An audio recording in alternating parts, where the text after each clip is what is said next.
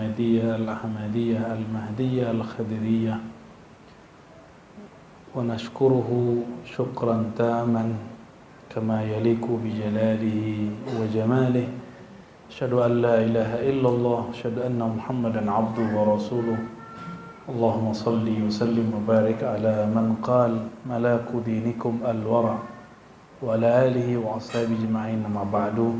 اللهم يا الله ويا عليم علمنا علما ينفعنا. اللهم يا فتاح افتح قلوبنا بنور محمد صلى الله عليه وسلم وفقهنا في الدين وعلمنا التأويل بحق سيدنا محمد صلى الله عليه وسلم. Amin ya rabbal alamin. Terima kasih Buya Dr. Aldomi Putra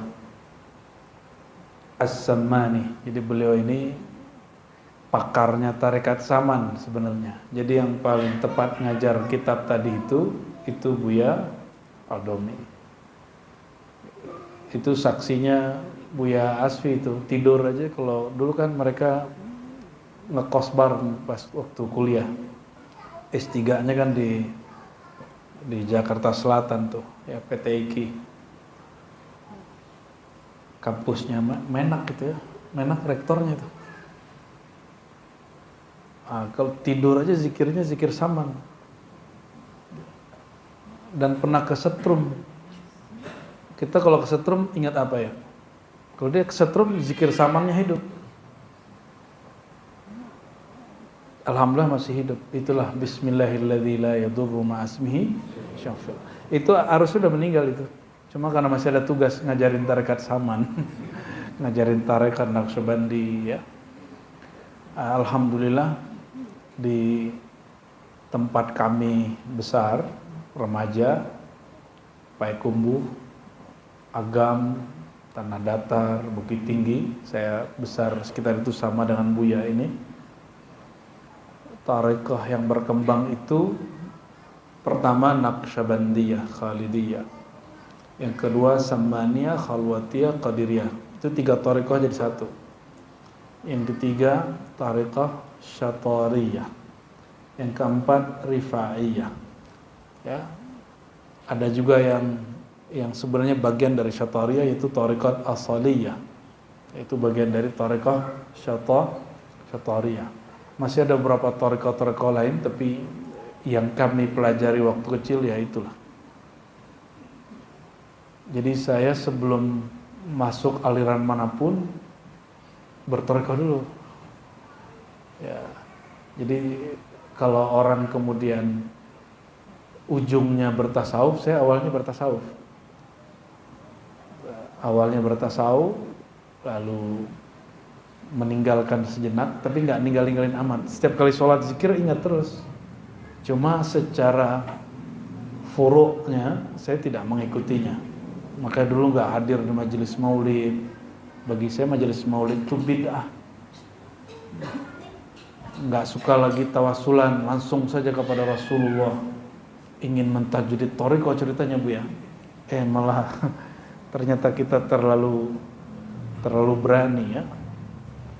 Dan alhamdulillah Allah tunjukkan jalan yang lurus kembali. Akhirnya kita kembali lagi kepada guru-guru, mursyid-mursyid yang ada. Dan thariqat kepada Allah itu sangat banyak. Kita tidak batasi 40. Ya, di Mesir itu Jam'iyah thariqahnya mencatat lebih dari 100. Di Indonesia yang terdaftar 40, tapi sebenarnya nggak nyampe di Indonesia. Ya. Toh ketika kita buka tarekat Qadiriyah pada ngamuk, ya, pada nggak terima, dia nggak tahu, dia bilang nggak ada. Ya, ada tarekat Muhammadi, itu banyak, para imamnya macam-macam.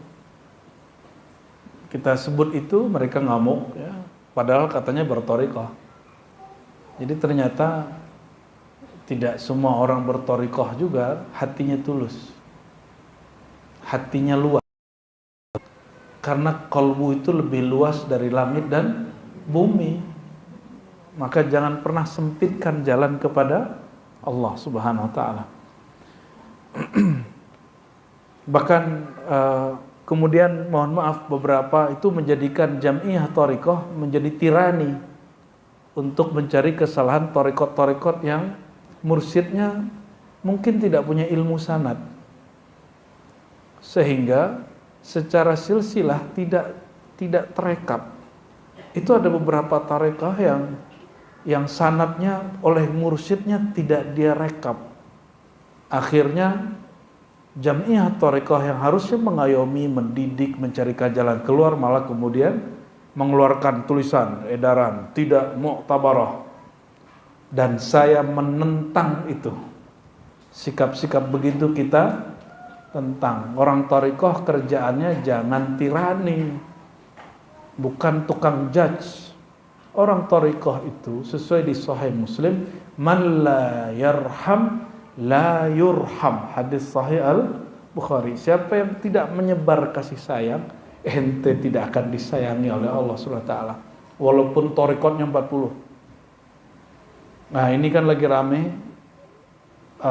persoalan jatman, ya nggak usah repot, biarin aja, itu urusan guru-guru kita itu ya. Antum beramal aja, ya, dua-duanya juga guru saya kok. Yang satu guru kita, satu guru kita juga. Kita doakan saja, Allahumma aslih ya baina qulubi masyayikhina. Semoga kalbu para guru-guru kita Allah satukan. Namun kita di Sumatera ada juga namanya Dewan Thariqah. Cuma mati suri. Kita hidupin dulu.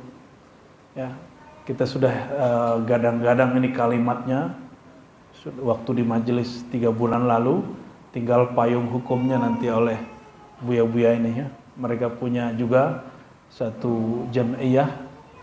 Kalau NU-nya orang Sumatera itu Persatuan Tarbiyah Islamiyah, kependekannya PERTI. Itu orangnya sama aja itu. Ya. Kenapa tidak usah kemudian dibentur-benturkan, ya orangnya sama, cuma adatnya beda. Orang Jawa itu nasab penting, jadi mirip-mirip habaib juga.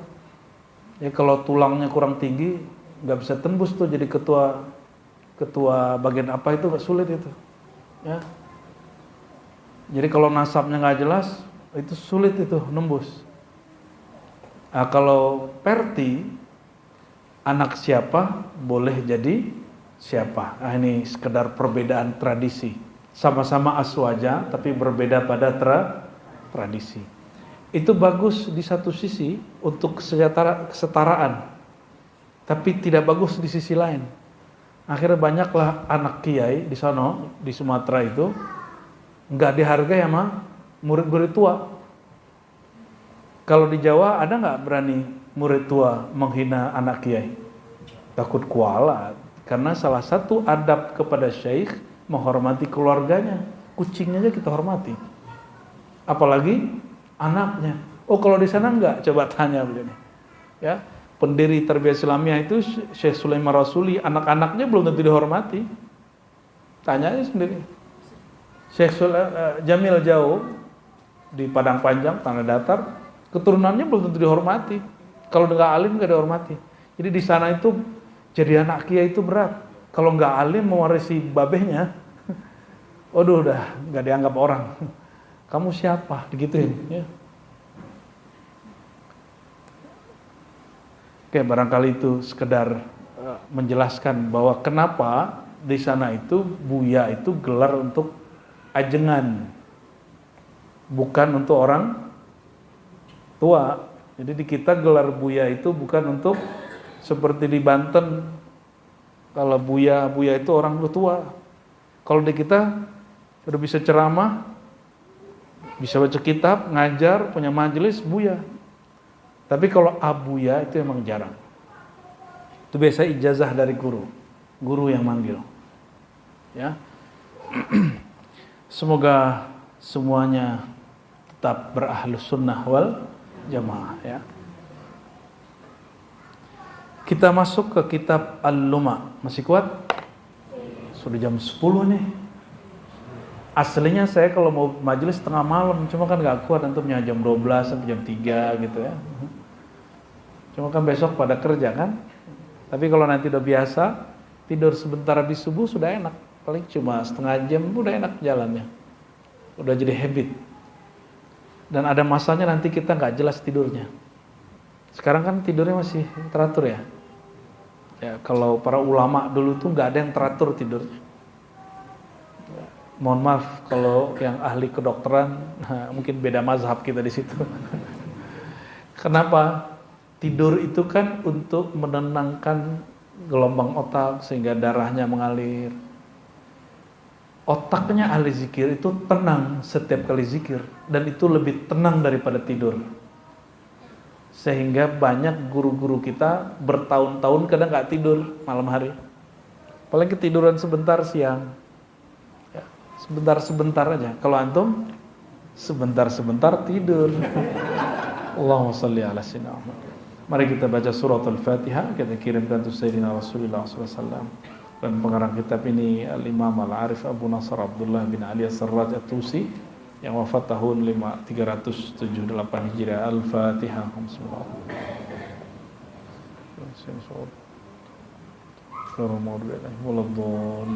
Allahumma ya Allah ya Alim zidna ilman fika tahayyur. Qala Syekh bab maqamul wara ya, coba ditandai nanti oleh teman-teman tim media ya. Jadi biar dikasih judulnya al-wara, kewaraan. Maqam wara. Nah, kemarin kita di kajian Asy-Syifa kita menjelaskan bahwa tauhid itu berbeda dengan rasa bertauhid. Tauhid harga mati, la ilaha, tapi rasa bertauhid itulah tugas sufi. Kalau tauhid itu tugas ahli akidah. Oh, tauhid di belakang ada lagi tuh, hidup orangnya. Tuh, orang bernama tauhid ya. Maka sebenarnya di mana terjadi perselisihan antara umat Islam bukan pada tauhid, tapi rasa yang dijadikan tauhid. Rasa tauhid bukanlah tauhid. Rasa bertuhan bukanlah Tuhan, paham? Rasa makan bukanlah makanan itu. Benar nggak? Rasa manis pada gula itu gula nggak? Apalagi rasa bertuhan.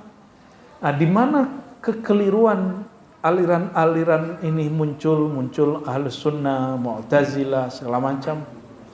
Mereka menjadikan pengalaman rohani atau rasa bertuhan, persepsi bertuhan, pandangan bertuhan dijadikan pokok tauhid. Di situ kekeliruannya. Penafsirannya diyakini, padahal penafsiran sekedar diketahui. Bisa memahaminya? Jadi kenapa muncul aliran-aliran dalam Islam? Karena mereka memahami pandangannya, perasaannya, pengalamannya itu suci seperti sucinya syariat. Nggak boleh ada orang beda. Kalau NU, Muhammadiyah, Perti melakukan itu sudah membuat aliran baru, bukan Ahlus Sunnah lagi. Tapi saya yakin ulama-ulama di NU, di Muhammadiyah, di Perti tidak melakukan itu. Begitu juga orang Thariqah. Ulama Thariqah itu tidak pernah keluar dari tauhid. Tapi mereka justru mendalami rasa bertauhid. La ilaha illallah itu contoh. Adakah orang-orang Thariqah menolak la ilaha illallah? Ada nggak? Imam Sufi ada yang menolak? Yang beda apa? Mereka mencoba menikmati la ilaha illallah itu dari semua modelnya. Maka mereka baca dengan kepala geleng. Tapi tidak ada satu sufi pun, satu mursyid pun menjadikan pengalaman rohani sebagai pokok akidah. Nah, itu yang disebut tadi oleh Syekh Abdul Qadir Jilani yang dibacakan Buya. Al-Domi, guru itu membimbing murid agar menghadap kepada Allah, bukan menghadap kepada dirinya. Jadi setiap kita punya tauhid, namun pengalaman kita dan pandangan paham kita terhadap tauhid itu akan beda-beda. Seandainya Mu'tazilah, Syiah, kelompok-kelompok apa lagi? Antum tahu kelompok apa lagi? Qadariyah, ya, Jabariyah. Semua kelompok itu paham bab ini, mereka tidak akan menjadi aliran yang berbeda. Mereka akan tetap menjadi satu umat Nabi Muhammad sallallahu alaihi wasallam. Jadi sudah sepakat, rasa bertuhan bukanlah Tuhan, ya. Rasa bertuhan jika rasanya tetap disebut makom, jika rasanya hilang timbul disebut hal. Gampang toh? Sekarang kita masuk ke makom kedua setelah makom taubat. Kemarin ingat makom taubat? Ada taubat awam, taubat khawas, ada khawasul khawas. Ini pembagian, bukan pembagian Imam Ghazali. Imam Ghazali 2 abad setelahnya. Ya, dia membagi dan dia hidup di abad ke-4 Hijriah. Imam Ghazali abad ke-5 dan wafat di abad ke-6 Hijriah. Jadi sudah lama. Manhaj Imam Sarraj ini At-Tusi, karena sama-sama dari Tus, Imam Ghazali terpengaruh manhaj dia. Maka kitab Ihya Ulumuddin sama persis dengan kitab ini. Ya, sama persis. Jadi kalau antum buka kitab Ihya Ulumuddin jilid 4, kalau yang cetakan lama persis seperti ini. Isinya maqamat, dan maqamatnya dibagi istighfar awam, istighfar murid, istighfar wali, gitu beda. Jadi istighfar pun ada maqamatnya. Ya, sepertinya istighfar kita masih istighfar yang awam, ya. Coba kalau sholatnya nggak khusyuk, istighfarin nggak? Zikirnya nggak fokus, istighfarin nggak? Itu udah mulai naik zikir, istighfar murid. Sudah begitu belum? Belum ya? Belum, masih awam berarti. Udah berarti wajib terus, ngaji terus. Antum sholat, terus merasa kepikiran dunia. Setelah assalamualaikum terus kita tobat. Udah naik namanya. Mengistighfarkan sholatnya. Tapi kalau mikir, gue udah sholat, nggak ada dosa kayaknya. Kenapa? Kata Nabi kalau seorang sholat 5 waktu sama dengan mandi 5 kali sehari. Kayaknya gue udah suci nih. Ya aja ya, jadi air suci aja, suci mensucikan. Allahumma sholli ala Muhammad. Makom yang kedua disebut makom wara. Apa arti makom wara? Wara itu ada 3 jenis juga, tapi boleh diartikan ihtiyat, kehati-hatian. Apa arti wara? Kehati-hatian. Qala Syekh rahmatullah alaihi wa qadasallahu sirru wa maqamul wara'i maqamun syarif. Maqam wara itu maqam yang tinggi dan mulia. Berdasarkan hadis Nabi sallallahu alaihi wasallam dengan sanad yang sahih diriwayatkan Imam Tabarani, kata beliau, malaku dinikum al-wara, sebaik-baik penjaga atau sikap beragamamu adalah wara, hati-hati. Nah, hati-hati ini terbagi 3 jenis, 3 tingkat. Ammal wara ala 3 tabaqat. Ada 3 tingkat berwara. Nah, coba lihat, kita ini berwara sampai mana? Sudah hati-hati belum? Makan bismillah nggak? Serius? Makan bismillah? Beneran? Orang wara ini nggak sembarangan kalau makan tepi jalan. Ini sembarangan aja, menabrak aja ya. Oh, gitu ya, langsung. Kalau saya perhatiin dia nyucinya di mana. Kita lihat dapurnya sebentar.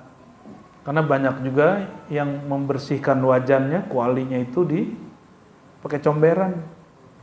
Dan kita nyaksiin dia bikin usaha depan masjid. Pas orang minta air, dia pakai air keran itu dikasih. Ra'aitu bi'ainai. Saya lihat sendiri. Gimana kita nggak sakit perut?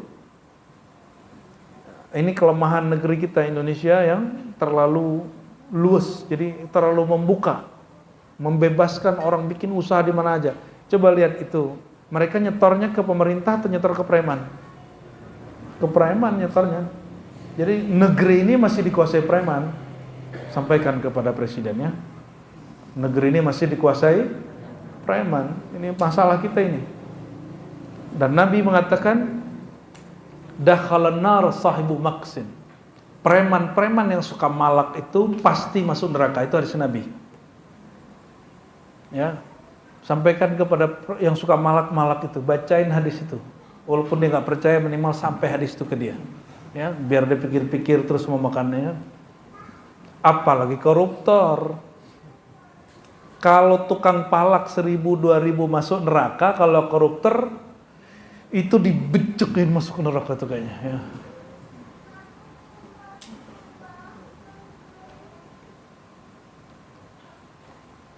Hancur kali ya. Maka orang di neraka itu la yamutu fiha, kepalanya udah bisa sama badannya tapi nggak mati-mati. Kepalanya dipukul dengan palu paling besar tapi nggak mati-mati. Tersiksa nggak tuh? Ada adik kelas saya berangkat mengajar pakai motor, perempuan. Perempuan ini kan kalau nyalip mobil nggak terlalu, instingnya nggak semuanya bagus kecuali pembalap. Perempuan pembalap lain cerita. Itu nyalip kayaknya nggak bener, dilindes sama truk. Dan dia sampai masuk rumah sakit itu masih sadar. Jadi dia ngerasain dilindes. Sakitnya bukan main. Lalu baru koma baru pingsan di ICU. Sakitnya bukan main itu. Apalagi masuk, aduh ngeri dah. Jadi orang kalau paham begitu, sebenarnya harusnya takut ngurusin duit pemerintahan itu. Ya. Kita doakan mereka yang sudah ngambil duit negara dengan sadar, dengan senang hati. Emang senang hati ya? Mengembalikan uang, itu orang sebenarnya orang cerdas atau bodoh. Dititipin ke dia satu titipan, terus dia bilang ini punya gua, gitu. Itu orang gila kali ya. Tapi ada juga yang nggak pas. Ada orang nggak korupsi, tapi dituduh koruptor. Nah itu kita sedih juga. Semoga hukum di negeri kita lebih adil ya, lebih baik, lebih rahmah. Amin ya rabbal alamin. Wa ahlul wara.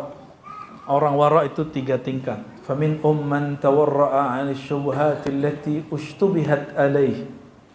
Ada wara level 1. Orang yang berhati-hati terhadap segala sesuatu yang samar pada dirinya secara hukum syara. Wa hiya ma bainal haram al-bayyin wal halal bayyin.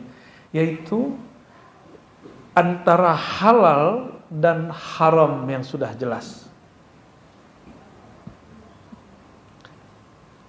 Kalau bank masuk mana? Masih syubhat nggak? Nggak. Bank itu sudah jelas fatwanya. Ente tinggal ikut fatwa yang mana. Syubhat itu belum ada fatwanya. Kalau sudah ada fatwanya berarti sudah jelas. Cuma masalahnya ente nggak paham. Ya. Makanya masih bingung tuh. Yang riba itu pinjol, pinjaman online itu persis seperti riba tradisional. Kalau bank berbeda jauh. Coba kalau mau minjam ke bank harus pakai proposal dulu kan? Nanti dikaji dulu oleh manajemen resiko. Nanti mereka survei dulu, baru kemudian dipinjamkan modal untuk usaha kah atau untuk konsumtif. Dibedain. Coba pinjol. Cukup kirim foto KTP, gitu kan? Kakak, satu lagi ya? Iya. Habis itu, wah udah enak sebulan 2 bulan. Ya. Habis itu nggak bisa bayar, diancam sama dia. Kalau kamu tidak bayar, saya sebarkan fotomu di semua grupmu. Terus mereka bisa nge-hack grup-grup itu. Benar nggak? udahlah tobatlah ya, yang sudah bayar dulu yang sudah terjebak. Makanya zikirnya gak fokus-fokus itu ya, bagi yang terjebak ya. Kita berjuang, saya berusaha jangankan pinjol, bahkan untuk kredit ke bank pun kita sudah mulai gak mau lagi ya, kita sudah mulai gak mau, kecuali orang yang usaha ya, silakan lakukan sesuai dengan regulasi hukumnya ya, karena ada OJK toh. OJK artinya apa? Otoritas Jasa Keuangan. Nah, jangan konyol terus bilang mari kita bubarkan satu bank, ente nggak punya akal itu ya. Bank Senturi goyang, Indonesia goyang loh. Bank Senturi itu kita nggak pernah dengar seumur-umur sampai itu ada masalah. Bank kecil, terus orang mau ngosongin satu bank, dan itu bank negara, mau aja tuh atas nama agama. Terus jadi ternyata emang paling gampang jualan agama ke orang awam, sebar aja di TikTok, sebar aja di WA ya. Pada rajin baca kan, baca WA. Orang harusnya baca kitab, dia baca WA. Itu ngeri Bu ya. Awal tahun-tahun 2018-19 itu ya, mari kosongkan rekeningmu, pindahkan gitu. Banyak waktu itu ya. Masyarakat tanpa riba. Ada istilah-istilah begitu. Tanpa bank beda dengan tanpa riba. Beda toh? Allahumma sholli ala sayyidina Muhammad. Oke, ada yang ngotot kayaknya. Riba itu haram. Oke, sudah. Ente keluarkan semua yang berkaitan dalam diri ente dengan bank. Contoh, kartu tol, keluar di sini. Apalagi? Itu handphonenya ada Gojeknya kan? Itu ada GoPay, keluar di sini. Ya. Apalagi? Gaya-gayaan mau hijrah. Hijrah itu ya pakai ilmu, jangan hijrah dengan kejahilan. Apalagi? Duit itu bank BI yang ngeluarin itu. Yang nyetak bukan BI, tapi nilainya ngasih siapa? BI. Itu bank tuh ya, keluar di sini. Kartu ATM sini. Kris sini. Gaya-gayaan mau tidak pakai bank. Gak begitu orang beragama. Ya. Beragama itu justru ad-dinu yusrun, agama itu easy, gampang. Gak sulit. Itu ustadz-ustadz yang ngotot bank itu haram, jangan pernah kasih honor. Kasih doa aja, Allah. Ya kayak diribat kan gak ada honornya. Ya di kita gak perlu diharamkan, bang, emang gak ada honornya di sini. Kita hanya meminta karam minallah ya. Kemuliaan honor dari Allah Subhanahu taala. Kita dan bu-buya ini kita dapat honor real. Honornya itu ya, minum kelapa muda. Allahumma shalli ala Muhammad. Wa ma la yaqa alaihi ismu halal mutlaq wa la ismu haram mutlaq fakunu baina dzalika fa yatawarra anhuma. Jadi kalau nggak jelas hukumnya halal atau haram, maka disebut syubhat. Jadi wara yang versi awam, menurut ahli fikih, orang baca kitab kuning, kitab fikih rata-rata itu yang disebut wara. Jadi yang kami terima di pesantren bertahun-tahun itu, oh ternyata ini kalau nggak clear di kepala si santri itu bikin susah hidupnya. Ya ada kawan kita, waduh, masya Allah, itu bagus sih, cuma aneh ya. Pernah dengar nggak antum aneh cerita ini? Jadi dia pernah ngambil nyobain jeruk yang ada di pasar tradisional, tahu sendiri, gerobaknya di mana-mana kan, tapi lupa bayar. Akhirnya karena dia nyobain setengah apa satu, nggak nyampe sekilo, satu aja. Dari semua gerobak yang ada itu dia bagi satu-satu 5.000. Ya, warok begini kan repot. Warok versi ahli fikih ya. Tapi bagus sih. So, kalau ada 100, udah berapa tuh? Ya, tekor bandar kita. Wa huwa kama qala al-Imam Ibnu Sirin rahmatullah alaih. Imam Ibnu Sirin ini kawan Imam Al-Hasan Al-Basri. Al-Hasan Al-Basri murid Sayyidina Ali. Murid Sayyidina Ali itu disebutkan tadi di kitab yang kuning tadi, ada Hasan, Hussein, Al-Hasan, lalu ada Ibn Ziyad, Kumail Ibn Ziyad. Dan semua thariqah bercabang dari ini. Yang terakhir Kumail Ibn Ziyad itu kemudian masyhur dengan thariqah di bawahnya, thariqat Al-Kubrawiyah. Jadi jalur Najubuddin Kubra itu yang keempat ya. Itu yang dimasyhurkan. Nah, Ibnu Sirin lebih dikenal oleh orang awam sebagai pentakbir mimpi, padahal dia wali Allah, wali kutub, Imamul Muhadditsin. Beliaulah yang mempopulerkan istilah sunnah dan bid'ah untuk pembeda antara orang ahli hadis dengan orang ahli hoax. Itu siapa? Ibnu Sirin. Diperkirakan wafatnya sama dengan Al-Hasan Al-Basri tahun 110 Hijriah. Apa kata Ibnu Sirin? Laisa syai'un ahwana alayya minal wara. Tidak ada sesuatu yang lebih ahwan, lebih gampang bagiku daripada wara. Kenapa? Mungkin bagi kita dianggap sulit, bagi Ibnu Sirin ini gampang. Idza rabani syai' taraktu. Kalau aku bingung terhadap hukum satu, tinggalin aja. Jadi wara' ini mudah, versi Imam siapa? Ibnu Sirin. Jika engkau ragu, tinggalkan. Engkau was-was, tahan dulu sampai kemudian dapat isyarat. Sama, jika berguru bikin gelisah hati, bukan kemudian ada kerinduan kita kepada ilmu, kepada Rasulullah, tahan saja dulu sampai dapat isyarat dari Allah Subhanahu wa taala, dibuat hati kita condong gitu. Jadi jangan ikut-ikutan. Ngaji ikut-ikutan, nanti bubar juga ikut-ikutan. Bubar ngikutin orang yang bubar di depan. Tapi kalau belajar itu atas dasar iman dan ilmu, ini dua nih.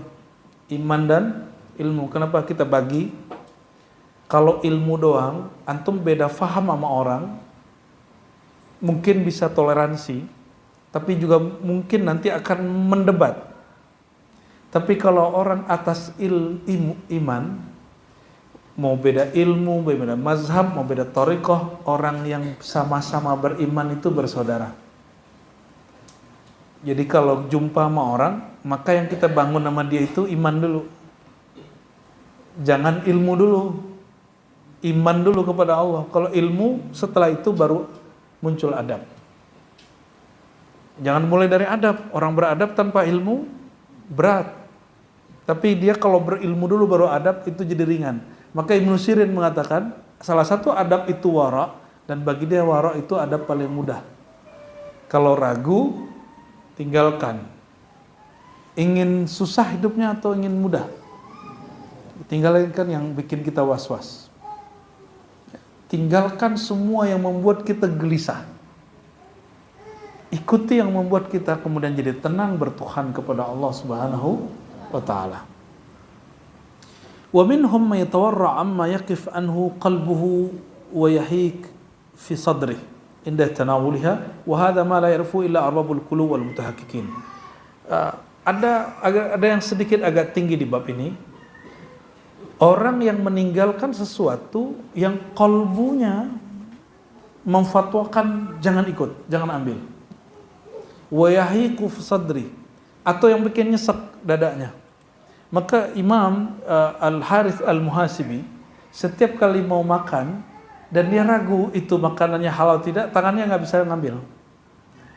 Dia coba lagi ambil, nggak bisa ngambil. Mau ngambil lagi, nggak bisa. Maka Imam Al-Harith Al-Muhasibi dikenal dengan orang-orang ahli, pemimpin ahli wara. Ya.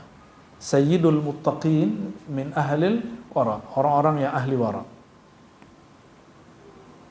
Dalam hadis Imam Tirmidzi sebutkan al-ithmu ma haqa fi sadri. Dosa itu kalau belum tahu hukumnya secara syariat, cukup engkau tanya qalbumu. Apapun yang membuat gelisah hatimu, yang bikin sesak dadamu, yang bikin was-was pikiranmu, itu disebut dengan al-ithmu, dosa. Sudah sampai taraf itu belum? Gimana? Coba kata-katain orang di jalan, gelisah nggak? Nah, kalau di kita harus bayar kafarah kita. Bayar kafarah itu sedekah. Misalnya kita habis bentak orang nih, nggak bisa minta maaf, cari orang yang duafa, kita niatin. Saya berniat mengkafarahi, menebus kesalahan yang tadi. Begitu, itu yang saya terima dari guru-guru kita. Coba kerjain begitu ya. Hari ini udah bentak orang belum? Hah?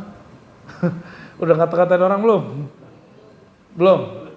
Ya kali orang terdekatnya dikata-katai. Nggak nyadar ya.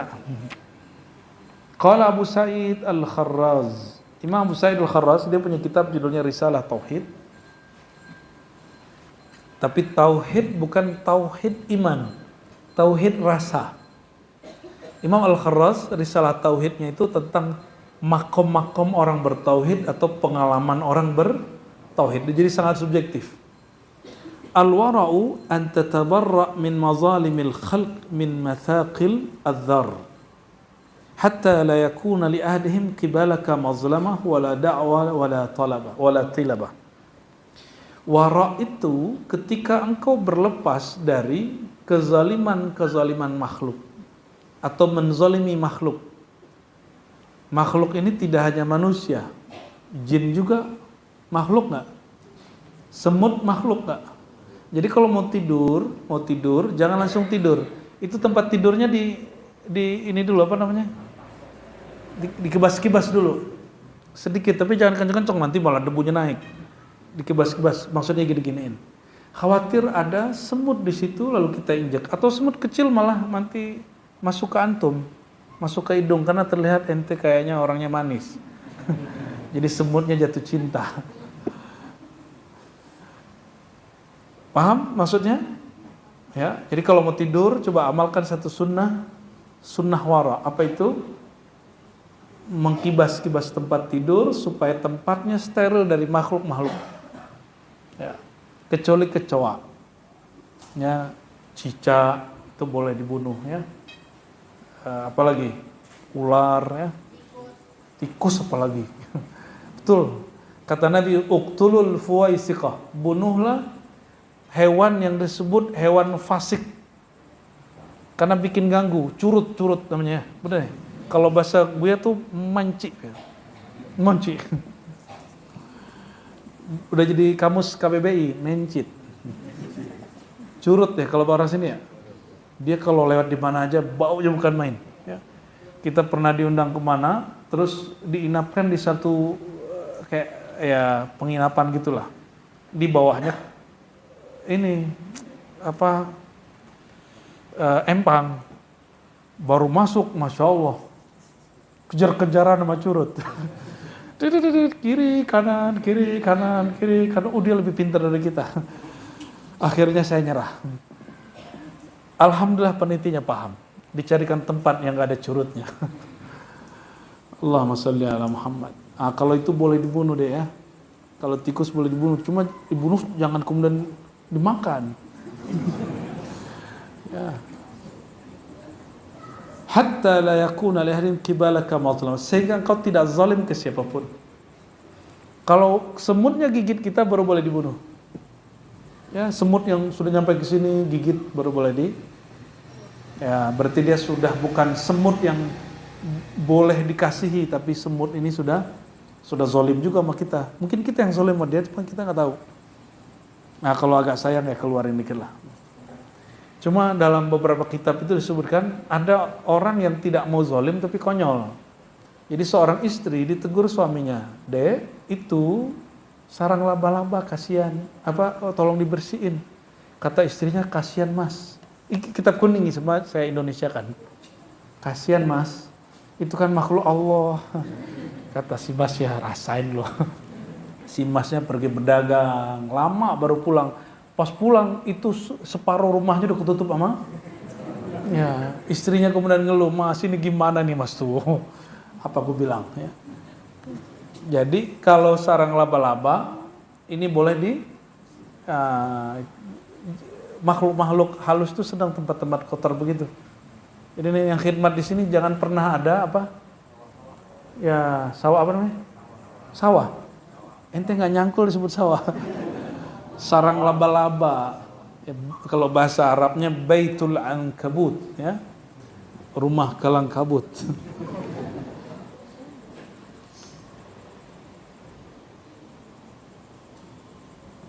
Kalau ini yang suka trekking atau hiking, jangan buang air kecil di pohon yang sedang berbuah. Di bawahnya nggak boleh itu, Nabi larang. Terus kalau mau buang air kecil, laki-laki ini kan boleh dalam posisi tegak. Sesekali jangan melawan arah angin kalau buang air kecil. Harus ngikutin, jadi dia angin, misalnya angin datang dari sana, maka dia belakangin anginnya supaya keluarnya searah angin. Jika dia di saluran air, jika buang air besar, maka dia membelakangi arus air yang di belakang. Jadi air datang dari mana, maka dia menghadap ke sana. Kalau buang air kecil, dia menghadap ke saluran air setelah dia. Paham maksudnya? Kemudian, nah itu bagian dari cara untuk hati-hati, ya, cara untuk hati-hati. Walaupun bukan wara' yang sebenarnya, tapi ihtiyat fiddin salah satunya itu. Apalagi ya, kalau antum suka masuk ke kebun-kebun, ada lubang, jangan buang air kecil di situ. Itu ada makhluk di situ tuh. Syukur-syukur kalau cuma tikus, kalau yang keluar yang panjang itu. Ya, kalau ada lubang, jangan buang air di situ. Jangan buang air di lubang. Kenapa? Ada makhluk Allah di situ, apalagi kecil-kecil. Itu sarang istananya semut. Tidak boleh diganggu. Ini kan semut api. Loh, kan kita yang ngasih nama dia semut api. Semut api itu tidak jahat kalau tidak diganggu. Sama lah kayak antum ini kalau nggak diganggu nggak jahat kan. Qala wa kama hukiya 'anil Harits, ini cerita yang tadi nggak usah kita baca. Kita lanjut ke Bishr al-Hafi. Sama juga ceritanya. Jadi beliau Bishr al-Hafi, Ja'far al-Khuldi, Muhasibi, ini orang jika dia syak dengan satu status makanan minuman, tangannya nggak bisa ngambil. Langsung kolbunya bilang itu syubhat. Coba para pejabat kita dapat bab ini. Dengar-dengar menak begitu kemarin dia. Dikirimin orang kardus, dibalikin. Wah, keren tuh. Ya, semoga itu bukan pencitraan, tapi itu sebenarnya. Amin ya rabbal alamin. Saya nggak yakin juga semua menteri bahkan pemimpin negara kita bersih dari itu semua. Namun yang minimal dia ada niatnya. Minimal dia ada niatnya. Wah, waduh, mata saya sudah mulai goyang nih. Ini pertanda sudah malam hari ini.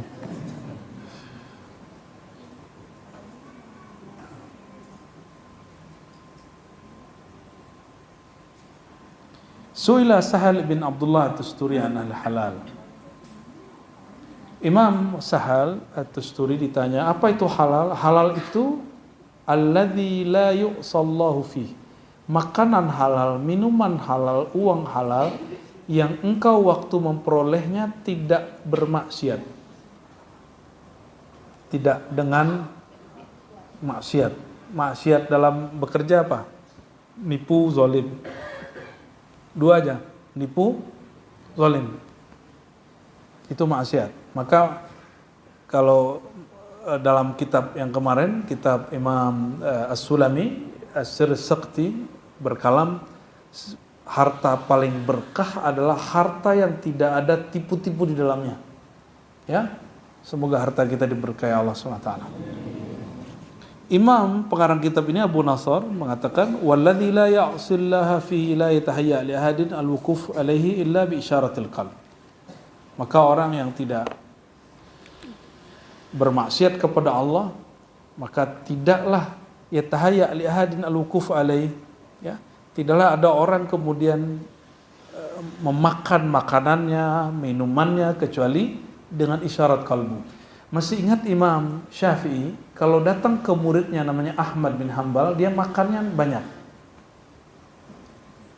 makannya banyak. Itu lagi ngeluarin syubhat biarnya.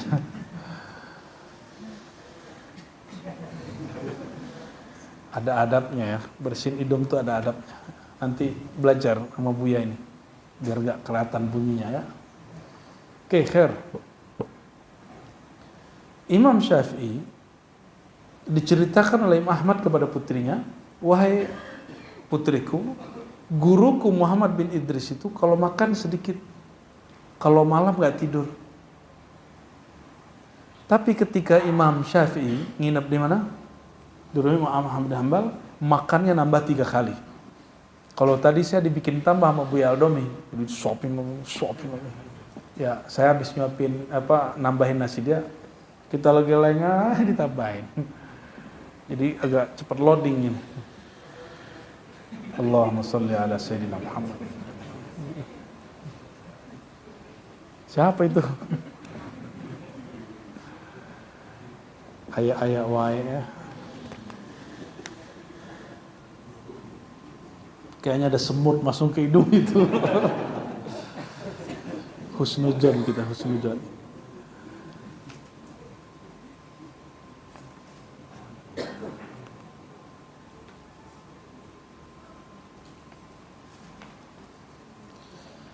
Lalu ketika malam hari Imam Syafi'i tidak sholat, tapi beliau diam aja, matiin lampu diam, tiduran, tapi nggak tidur. Baru mau subuh witir. Besok pagi putrinya tanya, katamu Imam Syafi'i itu orangnya zuhud, makannya sedikit, malam tidak tidur. Kok malam tadi aku lihat dia tidur, itu ternyata diintip. Terus makan kok banyak. Ini gandum gitu udah habis nih. Ya, siap-siap Buya. Kalau kita datang ke rumah Buya kita makan banyak-banyak. Lalu jawaban Imam Ahmad, kita panggil saja sahibul kisah ya. Pelakunya kita panggil. Maka ditunggulah Imam Syafi'i sarapan pagi. Dipanggil, Tuan Syekh, mari sarapan. Waktu sarapan, orang sarapan di sana kan mungkin ya udah 9-10 kalau orang Arab.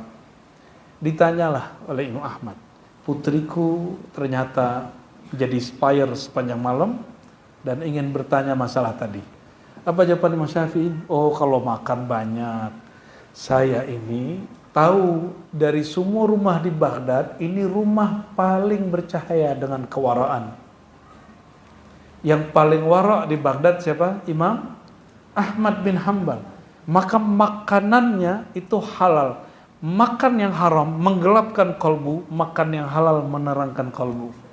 Balik sama dia. Ente jangan sok-sokan zuhud, ya.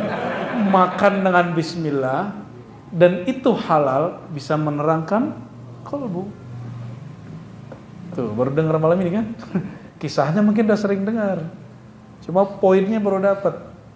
Bahwa makan yang halal dengan nama Allah dapat menerangi kalbu.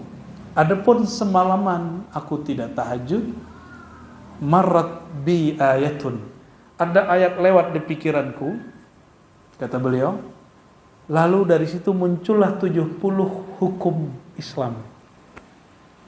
Dari Isya sampai subuh dapat 70 teori. Bisa nggak begitu? Ente dapat 70 ayat, satu makna pun nggak jelas. Satu hukum pun nggak dapat. Ini Imam Syafi'i, satu ayat lewat di kepalanya, itu bertelur maknanya menjadi 70 hukum. Makanya imam-imam itu, dia rajin baca Quran itu masa muda aja. Kalau mereka udah tua, itu jarang, kecuali musim puasa. Makanya Imam Syafi'i, kalau bulan puasa, pagi sampai sore khatam, sore sampai pagi khatam. Jadi sehari semalam, 2 kali khatam. Percaya? Ente gak percaya juga gak apa-apa. Anda percaya. Kita udah pernah ketemu orang begitu. Jangankan pagi sampai sore. Kita jumpa orang yang khatam dari maghrib sampai isya. Cuma isyanya setengah malam. Khatam dia. Gimana caranya? Ya suka-suka Allah lah. Itulah karamah ahlul Quran. Sayyidina Utsman sehari semalam khatam 8 kali. Berarti siang 8, 4, malamnya 4. Saya diprotes oleh seorang jamaah yang nanggung ustadznya. Baca kitab nggak bisa, debat jago ya. Saya nggak usah sebutkan lah kalamnya, nggak enak, dengerin kalamnya nggak enak. Oh itu nggak benar, itu bid'ah itu, kira-kira untung itu. Akhirnya kita sebut, menurut kamu Sayyidina Utsman ahli bid'ah nggak? Oh nggak. Kamu baca kitab At-Tibyan karya Imam Nawawi nggak? Enggak. Oh ya, dapat 2 Buya Jurus. Ya sudah, kamu nanti baca ya. Kita udah tahu dia nggak bisa baca Buya.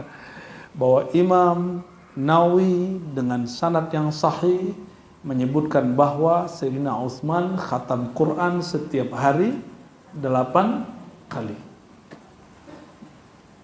Terutama saat beliau dikepung. Jadi meninggalnya lagi baca Quran. Meninggalnya lagi baca Quran. Sedikit lagi ya. Sedikitnya ada 3 kalimat nih.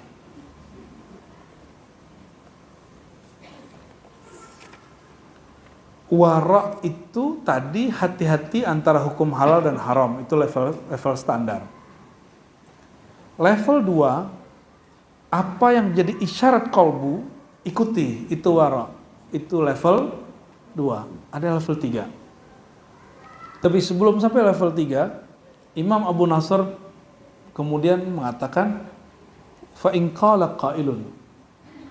Jika ada orang yang bertanya, manakah dalilnya bahwa wara itu barometernya, standarisasinya ada di kolbu? Jawabannya pakai hadis yang sering kita baca, kalam Nabi, wasiat Nabi kepada Sayyidina Wabisah. Apa kata Nabi kepada Sayyidina Wabisah? Istafti qalbak wa in aftakal muftun. Mintalah fatwa ke dalam kolbumu meskipun sudah ada mufti yang berfatwa. Nah, makan yang mengharamkan bank, coba tanya-tanya hatinya. Saya makan pakai duit, beli baju pakai duit, masuk tol pakai duit, kemudian lembaran dalam dompet, lembaran duit. Itu semuanya produk bank. Masa begini haram? Tanya gitu ke kolbunya. Nanti kolbunya akan menjadi mufti. Ya, jadi ada al-mufti al-qalbiyah, ada mufti kolbu. Nanti kalau udah pas, tanya ke ulama yang alim, yang tidak fanatik. Lalu hadis Nabi, al-ithmu mahaka fi sadrik ala tara annahu qad raddahu ila ma yushiru alaihi qalbu. Inilah luasnya ajaran Sayyidina Muhammad SAW. Beliau mengarahkan kita tidak fanatis kepada riwayat-riwayat yang didapat dari ahli riwayat atau mufti-mufti. Beliau memberi keluasan ke sebagian orang untuk melatih kolbu supaya kolbunya bisa berfatwa. Dan ini coba cek. Kalau pernah kerja, terus dapat tips, hatinya berkecamuk gak? Berkecamuk gak tanya kolbunya? Kalau gelisah, tinggalkan. Kalau oke, halal, ambil. Ya, yang kerja di kantoran, yang punya proyek-proyek, Haji Iman paling jago tuh ya. Ya Pak Haji ya. Coba kolbunya ikutin. Berarti Nabi SAW mengajari kita menghidupkan kolbu. Nah, kalau seandainya pejabat-pejabat itu dilatih zikir fatwa kolbu dan dijadikan sebagai standar jadi pejabat, itu kayaknya keren banget tuh. Negeri-negeri muslim akan menjadi negara-negara paling jujur sedunia. Sekarang yang paling banyak korupsi negara-negara berkembang, dan negara berkembang itu kebanyakan penduduknya muslim. Cuma KTP-nya, ID card-nya yang muslim, orangnya belum islami. Jadi orang Islam belum tentu islami. Yang di sisi Allah itu al-Islam, bukan orang Islam. Inna dina indallahil Islam. Yang di sisi Allah itu al-Islamnya, bukan orang Islam. Amma tabaqah salisah. Jadi ini menjawab kalau ada orang kemudian menghina agama Islam karena ada orang Islam jahat, itu nggak fair ya. Tingkatan ketiga, ini bagian terakhir. Wara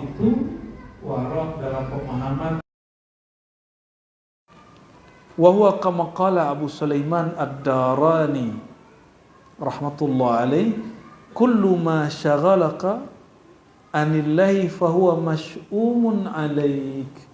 Segala sesuatu yang membuat engkau sibuk, terpalingkan dari menghadapkan dirimu kepada Allah, maka engkau berhati-hati kepadanya.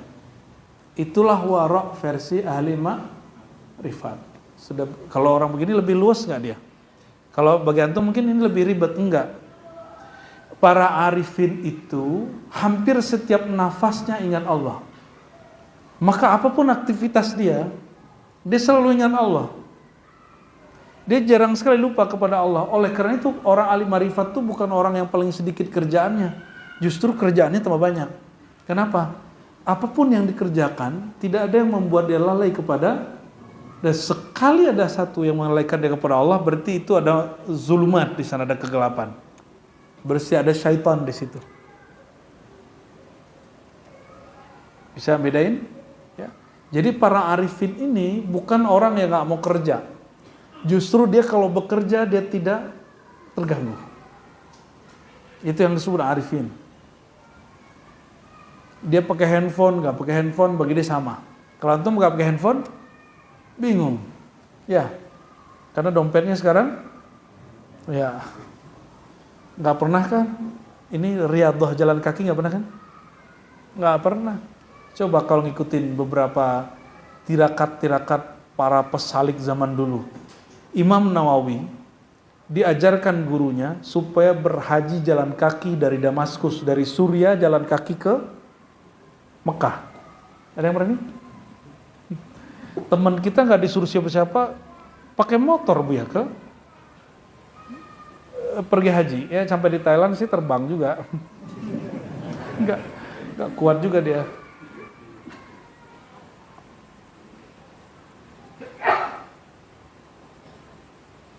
Jadi halal versi orang ma'rifat, orang ahli ma'rifat itu segala sesuatu yang membuat engkau tidak menentang Allah, tidak durhaka kepada Allah, tidak lalai kepada Allah. Maksiat itu segala sesuatu yang membuat engkau lalai bertuhan. Jadi apa yang bikin lalai bertuhan? Maka itu maksiat. Namun mereka sulit sekali lalai bertuhan. Ini orang-orang ini. Maka Imam Syazili ketika dia sampai di Alexandria, itu Allah kasih kaya dan dia nggak pernah lupa kepada Allah, maka ditambah-tambah Allah kayanya sehingga bisa haji setiap tahun. Kalau ada kiai haji tiap tahun, kaya nggak kiainya itu? Ya antum aja umroh tiap tahun sulit, dia haji tiap tahun. Haji Foroda sekarang berapa? 300. Kayaknya banyak travel yang nakal tuh ya, di markup, dinaikin. Berapaan? 300 ya? Oke, agak lah 300. Kalau pakai gaji PNS dapat nggak tuh? Gaji PNS berapa? 5 juta. Tunjangan anggaplah ini 10 juta jadinya kan? 10 setahun 120. Ya 3 tahun baru dapat. Belum lagi cicilan mobil dan rumah.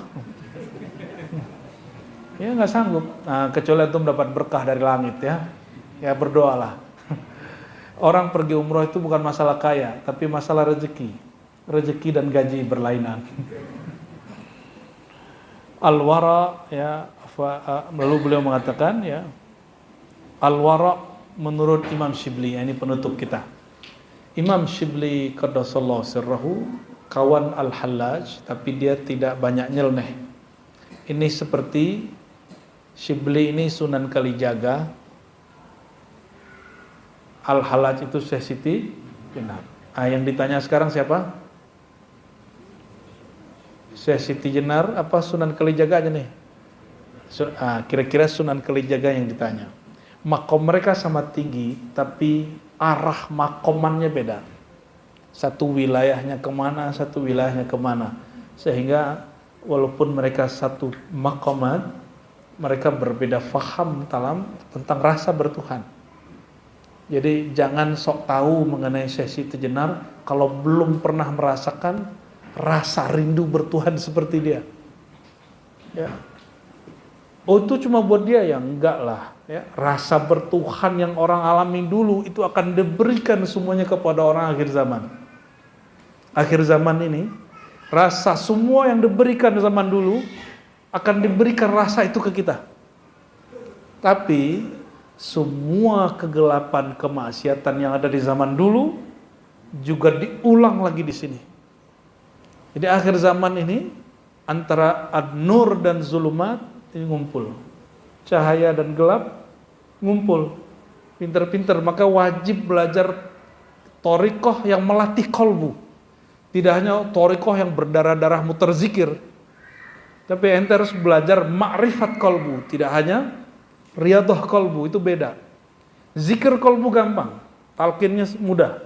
Tapi ma'rifat zikir kolbu ini yang mahal. Ma'rifat inilah yang kemudian menumbuhkan rasa rindu, rasa harap, fana, ya, ekstase, di situ rasanya. Dan rasa-rasa orang-orang terdahulu akan Allah kumpulkan sekarang. Dan antum tanya nih buya-buya nih, mereka sekarang heran. Kok kitab-kitab yang tidak pernah muncul sebelum tahun 2000, sekarang Allah kemudian izinkan dia zahir. Tiba-tiba ada peneliti, ketemu manuskrip, diteliti dan dicetak bagus. Ini kan cetakan masih jelek ini. Sudah ada cetakan baiknya ini, cuma belum nyampe ke kita. Ya. Dan kita koleksi banyaklah kitab-kitab yang baru-baru muncul sekarang itu. Nah, Imam Ash-Shibli ditanya, wahai Abu Bakar Ash-Shibli, mal wara? Apa itu wara? Apa jawaban beliau? Semoga kita sampai ke makom beliau ini. Anta tawarra'a alla yatashattata qalbuka 'anillahi azza wa jalla tarfata 'ain. Ini perhatiin. Wara yang hakiki itu ketika qalbumu tidak terganggu walaupun setarfata 'ain, sekedip mata, anillahi azza wa jal, dari hal-hal yang berkait dengan Allah, baik zikrullah itu ada zikir nama atau zikir rasa, ada zikir merasa dipandang, ada zikir merasa diberikan rasa memandang. Itu yang disebut anillah, terhadap Allah. Mereka nggak lepas dari 4 ini, nyebut namanya. Apalagi yang kedua? Apa yang kedua tadi? Rasa menyebut namanya. Yang kedua, rasa dipandangnya. Yang ketiga, diberi rasa memandangnya. Kalau 4 ini nggak dapat, kita harus wara' dari barang itu. Jadi kalau ada sesuatu antum kerjain, nama Allah nggak pernah dibaca di awal, nggak pernah ditutup di akhir bekerja, udah tinggalinlah kerjaan begituan. Ya, malah bikin nggak bisa sholat, malah nggak bisa bikin zikir. Kalau dapat kerjaan yang tidak mengganggu terlalu kolbu kita, ambil. Tapi orang-orang ahli marifat, apapun kerjaannya nggak mengganggu kolbunya. Oleh karena itu nggak ada ahli marifat itu mantang kerja kecuali kerjaannya haram. Jadi semakin tinggi kemarifatan seseorang, dia tidak memantang kepada pekerjaan apapun kecuali pekerjaan itu haram. Ya. Dan orang-orang begitulah yang bisa jadi negarawan. Kenapa? Dia bekerja bukan ingin dipuji oleh instansi manapun. Ini kita lihat banyak kementerian nih, divisi-divisinya tengkar. Kenapa? Kami yang kerja kok divisi itu yang dapat. Kementerian A ngamuk ke kementerian B. Kenapa? Kami yang buat kok kementerian itu yang dapat pujian. Nah, yang begitu-gitu nggak masuk di kita. Ya, kalau ente emang kerja karena Allah Ta'ala, siapapun yang dipuji, yang terpuji pada hakikatnya Allah Subhanahu wa Ta'ala. Berarti wara' terbagi 3. Pertama wara' awam, wara' secara hukum syariat, yaitu menahan diri dari sesuatu yang hukum halal haramnya tidak jelas. Yang kedua, wara' sesuai isyarat kolbu, mengikuti gerak kolbu. Ya, kolbu mengatakan ambil, ambil, kolbu mengatakan tinggalkan, tinggalkan. Ini paling mudah. Dan yang nomor 3, wara ahli ma'rifat. Mereka jika sesuatu membuat hatinya tidak menyebut nama Allah, tidak merasakan nama Allah, tidak merasa dipandang Allah, tidak merasa memandang Allah, antara itu diambillah salah satunya, mereka tinggalkan. Kita doakan para pemimpin kita, semua yang hadir malam ini, yang mendengarkan, diberikan rasa itu oleh Allah Subhanahu wa taala, dan Allah bersihkan kalbu kita dari semua keinginan-keinginan yang mengalihkan diri ini kecuali kepadanya. Allahumma arsyidna ilaik, Allahumma jazubna ilaik, Allahumma jalibna ilaik. Ya Allah, paksalah kami jika kami tersesat kembali ke jalan Engkau. Ya Allah, paksalah kami jika kami salah untuk menyadari kesalahan kami. Namun ya Allah, paksalah kami dengan kelembutan-Mu. Janganlah paksa kami dengan keadilan dan jalal keagungan-Mu. Allahumma ya Allah birahmatika wa bilutfika fadzakirna. Ya Allah, dengan kelembutan-Mu, dengan rahmat-Mu dan kasih sayang-Mu yang tiada batas, maka liputilah diri kami. Allahumma ya Allah, ilaika nashku qaswata qulubina. Ya Allah, meskipun kami belajar, meskipun kami zikir, meskipun kami salat, meskipun kami zikir pagi sore, tapi kami sadar ya Allah, hati kami masih keras, hati kami masih sulit untuk diarahkan, hati kami masih sulit untuk merasakan nikmat berzikir. Fa ya Rabbana, ampunkan kalbu kami yang keras ini, ampunkan jiwa kami yang liar ini, ampunkan pikiran kami yang tidak tenang ini.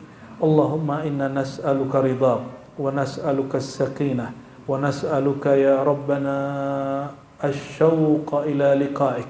Ya Allah, kami memohon, berilah kami ridha-Mu, berilah kami rasa tenang dalam diri kami, berilah kami maqam taubat dan wara, berilah kami ya Allah rasa rindu kepada Engkau, rindu kepada kekasih Engkau, rindu kepada hamba-hamba yang mengasihi Engkau, rindu kepada orang-orang yang mengajarkan jalan kami kepada Engkau.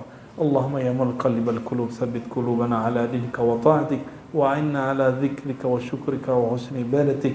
Ilahana anta maqsuduna wa ridhaka matlubuna, a'tina mahabbataka wa ma'rifataka wa musyahadatak بحق سيد المرسلين. ربنا آتنا في الدنيا حسنة وفي الآخرة حسنة وقنا عذاب النار.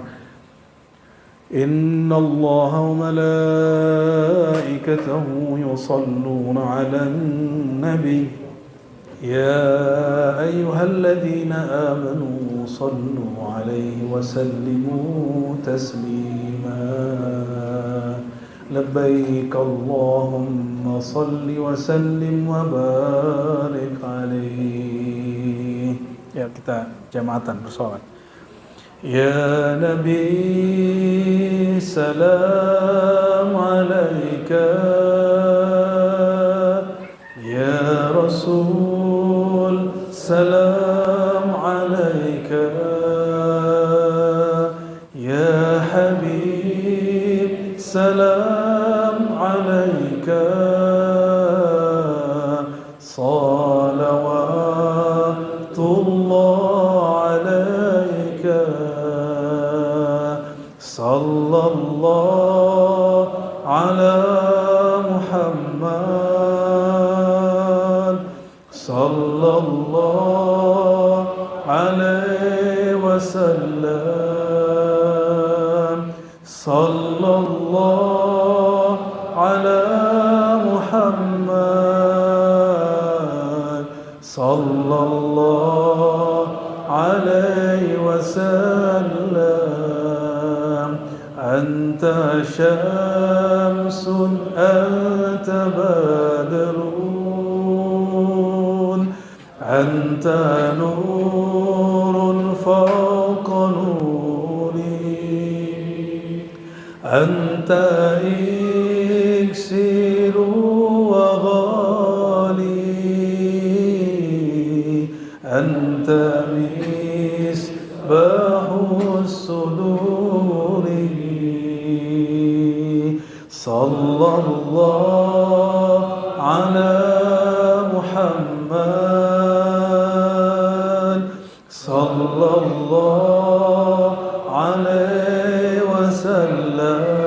wassalam. Sallallahu ala Muhammad, sallallahu alaihi wasallam. Al-Fatihah. Bismillah.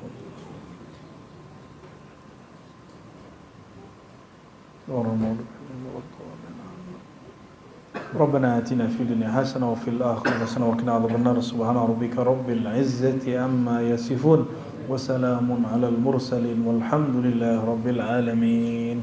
Salamannya kiri kanan ya. Biar belum kenal kan kiri kanan? Nah, kenalan dulu. Assalamualaikum warahmatullahi wabarakatuh.